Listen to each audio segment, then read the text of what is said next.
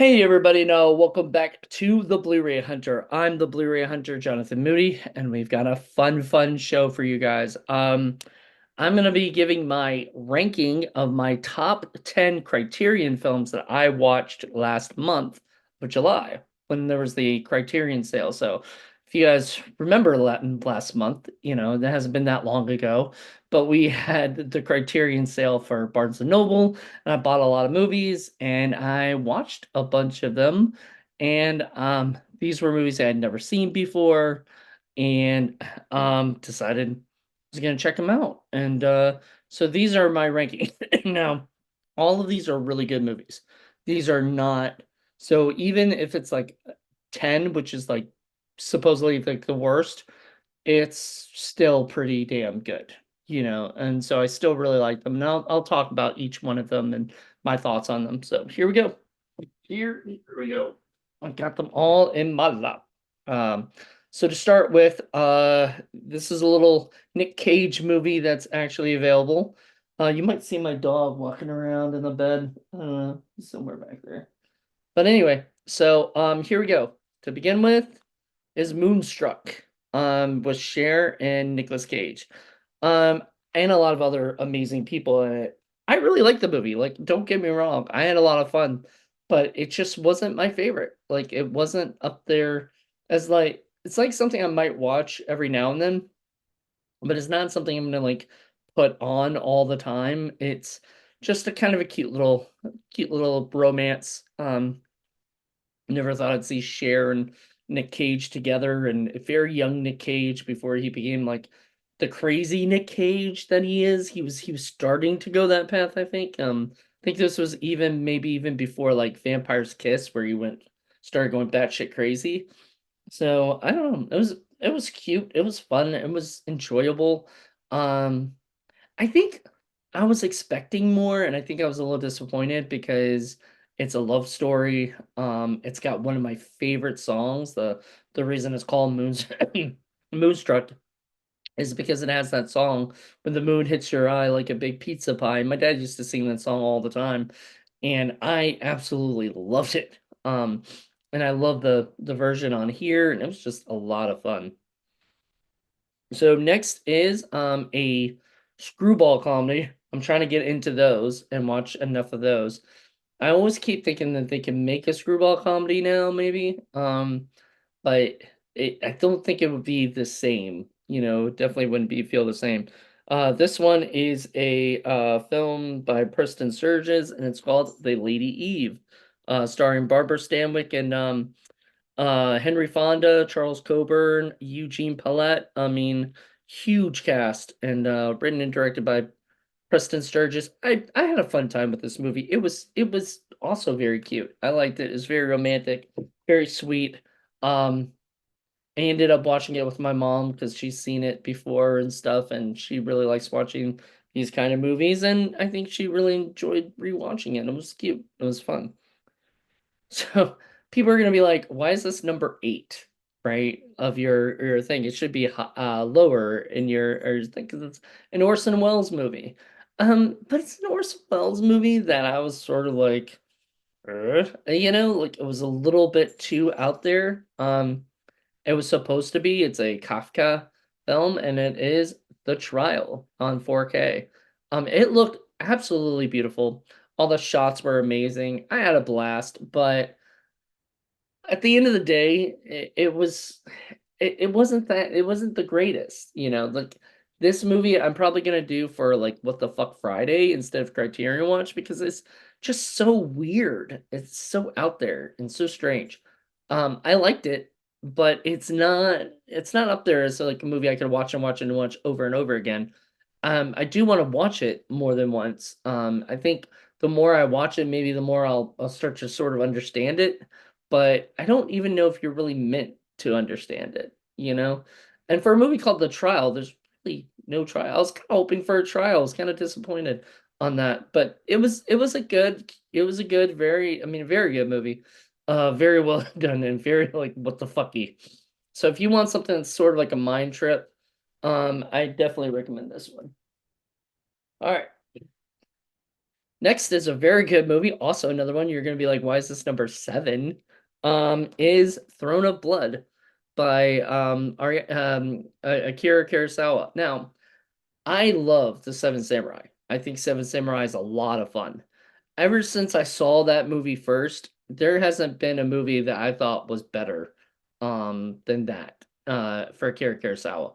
I liked High and Low. I saw most of Hidden Fortress. I need to finish that.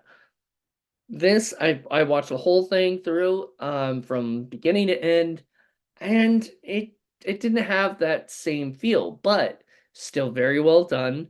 The cool supernatural stuff was great in it. I like that. It gave a different feel to a samurai movie.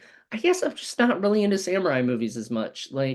And that's a lot of what Kira Kurosawa does. It's kind of like John Sturges did a lot of cowboy movies, and Preston Sturges does a lot of screwball comedies. It's like you have a style and you have a genre that you like to stick with. And he did samurai movies. And I mean, they were great movies, don't get me wrong. They're not my normal cup of tea. But I did really like the movie. I thought it was really well done, really well directed, really well put out, but it just wasn't my cup of tea. This isn't, I don't think Kira Kurosawa is going to be one of my top 10 filmmakers. And it's not because I don't think he's a great filmmaker. 'Cause he's definitely is. He's just not my style. I like Orson Welles a little bit more, and Alfred Hitchcock, and even people like Tarantino, who a lot of people rip off Akira Kurosawa and make their own movies, kind of like his, but this wasn't for me. It's understandable though. So number six is a movie that you would think also would be lower. Like I guarantee you, all these people that are watching, like some of these people that are very big on this stuff, when you see what is like my top five and everything, you're be kind of like, okay, now I get your style, I get your what you're into, But this one is a really good movie. It's called M. And remember, these are still like 4 stars to 5 stars, like movies. All of them are like 4 to 5 stars, so some of them might even be 4.5 stars. But this movie, I don't remember what I put for 4.5. I liked it a lot. I love the idea of taking justice into your own hands, and but the idea is that you really shouldn't take justice into your own hands because it shouldn't be your call. But in this, in the long run, I think this is just, I mean, I love Peter Lorre in this movie. Don't get me wrong. I love Peter Lorre in this movie. I think Peter Lorre is amazing, in it, and he plays such a great bad guy. And because of this movie, he got to work with Alfred Hitchcock on The Man Who Knew Too Much, and all that stuff. Like, if it wasn't for this movie, a lot of amazing stuff wouldn't happen. Like, I get it. It just wasn't it wasn't my favorite. And would it be something I watch over and over again? This I would definitely watch over and over and over again because I really think there's something there that each time I watch, I'm probably going to see things differently. And maybe the older I get, the more I'll see things differently. Maybe I'll identify more with other things and other people in the movie. But on the long run, I just thought this was a very well put together film, and Fritz Lang is amazing as a director, and Peter Lorre is amazing as an actor, and it's just one of those movies that I think anybody should watch. If you haven't seen the movie, watch it. It's 110 minutes. It's not even 2 hours, not 2 hours exactly, but it's close, and it is just really well done. I enjoyed it. All right, so here's my top five. Down to my top five. So, like I said, once again, you'll sort of see what I'm more of what I like. This is more of this is gonna be the stuff that you're gonna be like, oh man, this should be, well, in my opinion, up there. So next, a movie called Dogfight.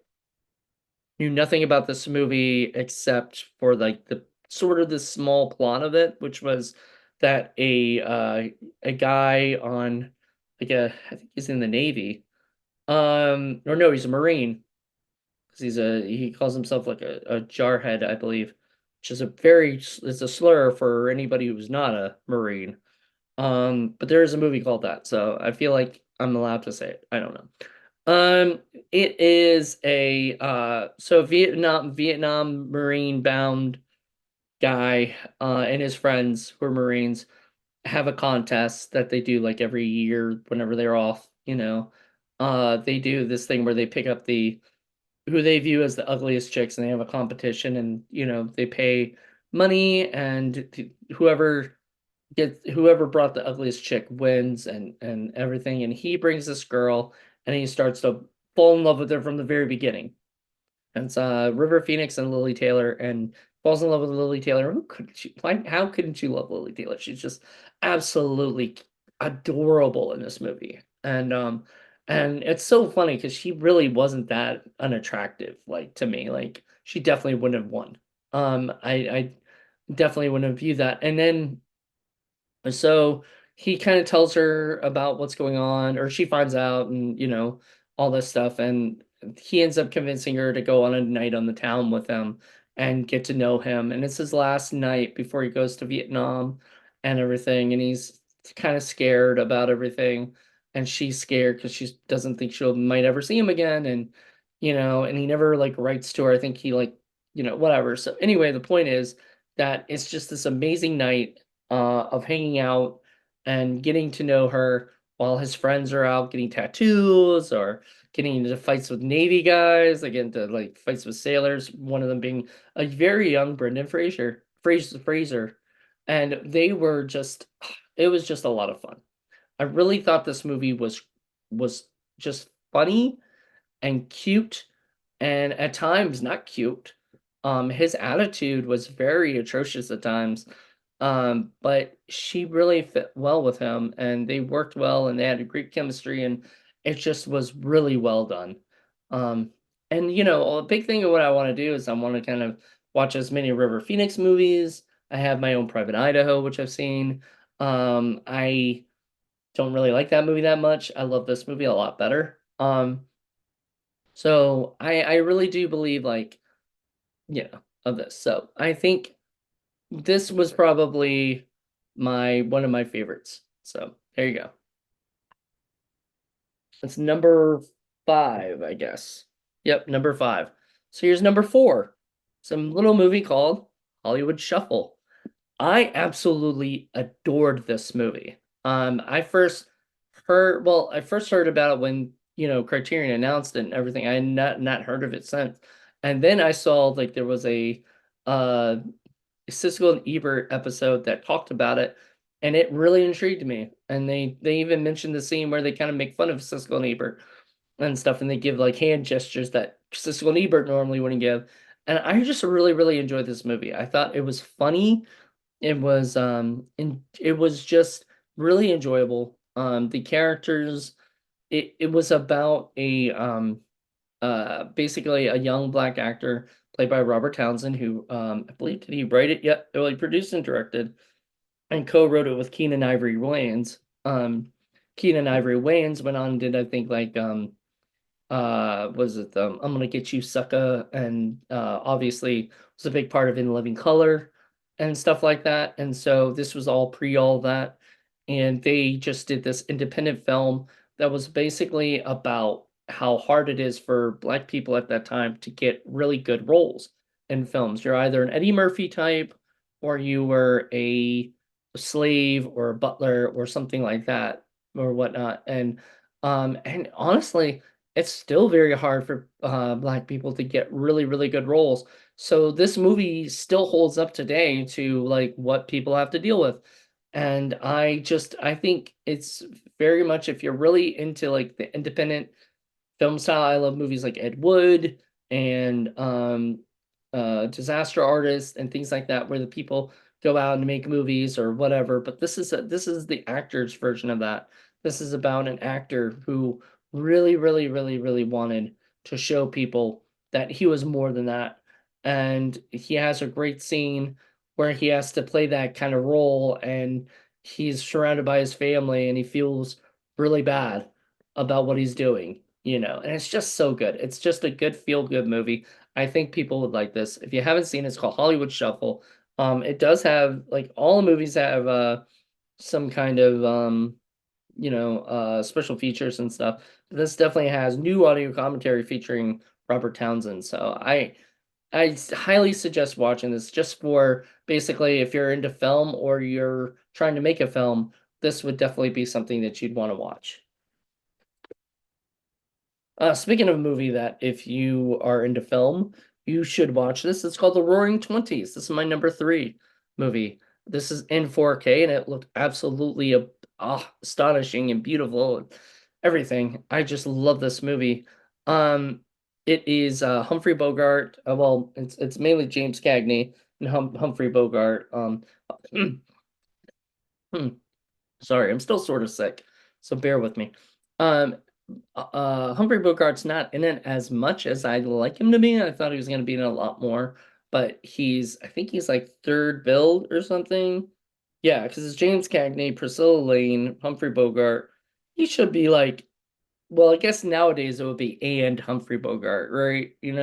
But he was in it. He did a good job. I liked I just love movies set in the Prohibition time.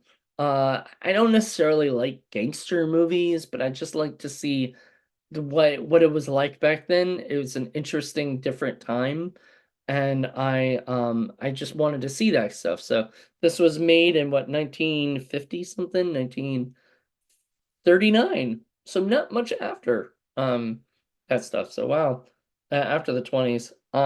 So I love the idea that everybody had to sneak all that alcohol and do all this other stuff and had to steal from people's uh inventory and things like that. Just that stuff was just interesting to me and just the idea that James Cagney's character was sort of an asshole.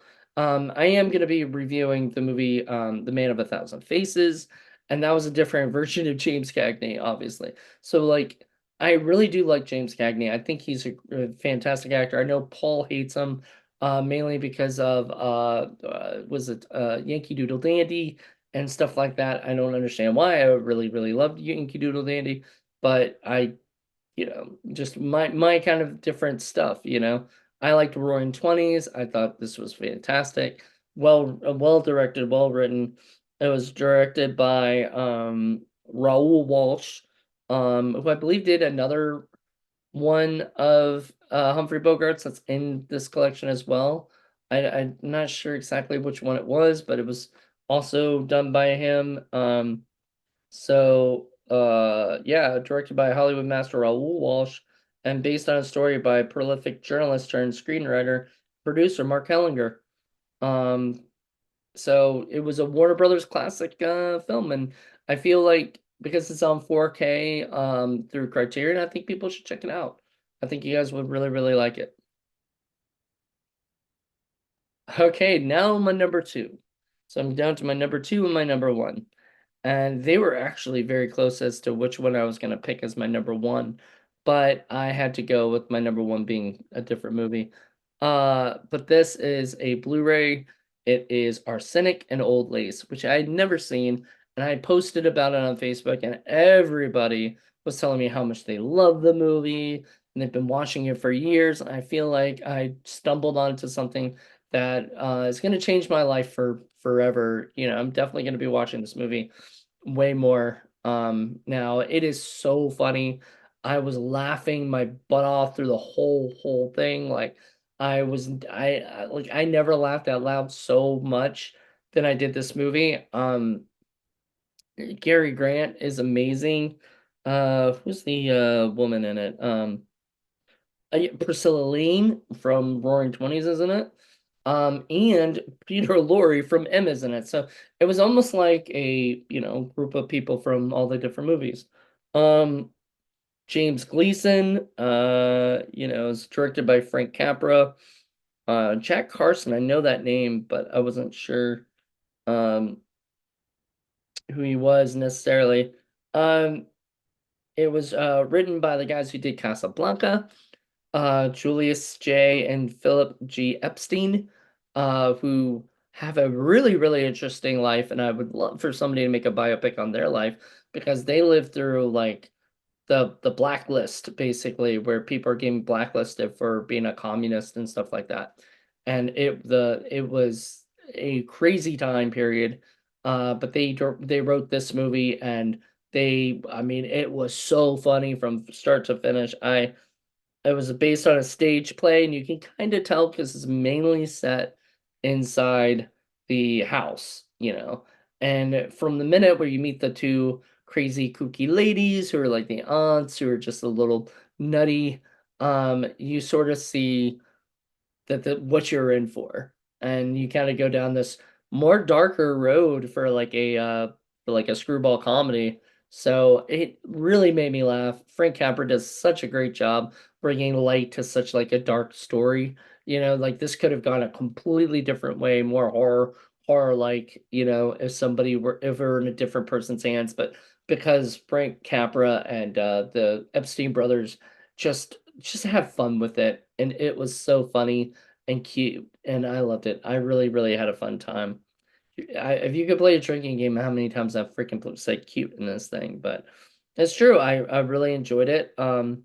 So I loved it, and there's a radio adaptation from 1952 starring Boris Karloff, which is sort of funny considering they use Boris Karloff's name as the name of like the face of the guy who had his face changed and stuff. You gotta watch it. It's so funny. If you haven't seen Arsenic and Old Lace, definitely check it out. It's my number two. And my number one. This is it. This is my number one. I'm ranking this number one. And it's because it's a movie I had heard of. I'd seen in the video stores when I used to go, but I never rented it. In fact, I probably had no interest until I started hearing all these people buying it and stuff for the Criterion sale, and I was like, I might be interested in it. And it's the movie, Wachowski family's movie, Bound. I'm gonna say the family because technically they made this when they were it says the Wachowskis. I think they made it when they were the Wachowski brothers, and then they turned into the Wachowski sisters. So I think they just wanted to call it the Wachowskis just to be easier. This is freaking wonderful. So what I had learned was that they wrote a little movie called Assassins, starring Antonio Banderas and I forgot who the other person was, but it was like two big stars fighting each other. And it got super big, you know, and everything. And so the company, I think like Dino De Laurentiis and stuff, they wanted to see what these guys could do. So they gave them, you know, a few $1 million and said, go make a movie. And they made this movie, and this was the movie that led them to do The Matrix. They wouldn't have probably been able to do The Matrix had they not made this movie first to sort of show off what they could do, and some of the special effects and some of the cinematography and things like that. The shots were very good. Kind of reminded me of like crime dramas, like Tarantino crime dramas, where and that's probably why a big reason why I really liked it, where it's the people are talking a lot more than anything's actually happening, you know, there's a lot more talk in it, but that's because it's an independent film and it's just easier to have dialogue than it is to show like a lot of action. And but they do have action. It does have action, it does have suspense, and it's got Jennifer Tilly and Gina Gershon, and Joe Pantoliano. I want to say that's how you say his name. Oh, Joey Pants in it. In Bound, and there's a guy named John Ryan. Christopher Maloney from Law and Order. What is it? Law and Order SVU. And then now Law and Order. I like to call it disorganized crime because it's like so freaking the whole show is disorganized. I hate it. It's like my least favorite Law and Order show. And that's saying much because I love Stabler. And the fact that I feel like they screwed him over on that gig. I just did not like it. But and I'm not the only one. did so poorly that they had to move it to what is it, Peacock, to have it be on there because it's just not doing so well. So, but anyway, point is he's in the movie and he plays this really like kind of bad, like fuck messed up character who kind of jokes around, but is just really nasty. And I love that. Like I love that he was doing films before he got into TV. And in fact, I hate to say it, but I would like him to go back to movies again, try again on movies because I really do like it when he shows up and stuff. You know, Wet Hot American Summer and other things. He's just so freaking good as a character actor. I feel like he gets when he's on these TV shows and stuff and playing the same character, it's just devalues him. And I feel like he's such a good actor. He can do almost anything, and he did a great job in this. And it was a nice surprise when I saw him in the credits. I'm like, yes, I want to see him, So I get really excited. Um, there is commentary and some other stuff, so um, I can't wait to kind of dive more into that. I really didn't dive into any of the extra features for a lot of these things because I just didn't have time. I had to spend my time just getting these going. So there you go. But that's it. This is my yeah, that's my ranking for my top 10 films from Criterion that I watched this month. I don't know what I'm gonna do. It's gonna be like some of the ones I do for my reviews, and it's gonna be whatever else I throw on this month. I haven't really started yet, so I have no idea. I never do movies that aren't on physical copies, or whatever. Like, because I do watch movies on streaming. I just watched one today, but I'm not gonna use that as my thing because it's not a physical, it's not Blu-ray.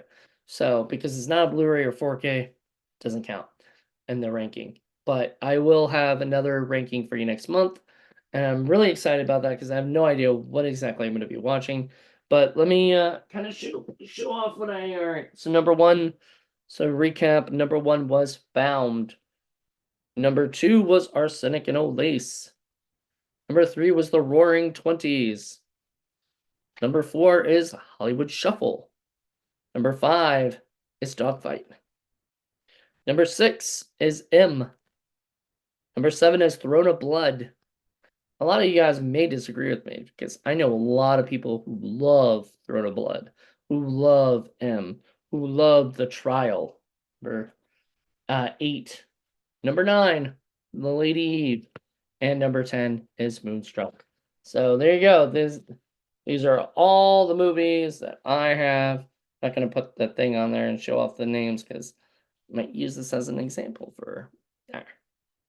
There you go. So, all right. Well, thank you guys for checking this out. I hope you guys enjoyed it. Let me know, like, out of all those movies, what are your favorites of those? Did you like any of those? Have you seen any of those? Did my review of them or whatever, my little mention of them interest you to buy those? I honestly can't wait to for November, like, to get more. I think I am gonna be buying another one coming up anyway. Just because there's I want to have like a certain amount, but I'm already up to like over 100 movies so far, including my 4Ks. And those have Blu-rays in them. So like my Blu-rays and stuff have like, so out of all the movies and stuff, I have over 100 right now. And I'm trying to one day get them all. Don't think that'll ever happen, but guy can dream, can he? I don't know. I know a lot of people be like, I wouldn't spend all that money on that. I'm like, geez. Um, and some movies I like more than others, as you can see. So, hope you guys enjoy this, and I will talk to you soon. Bye.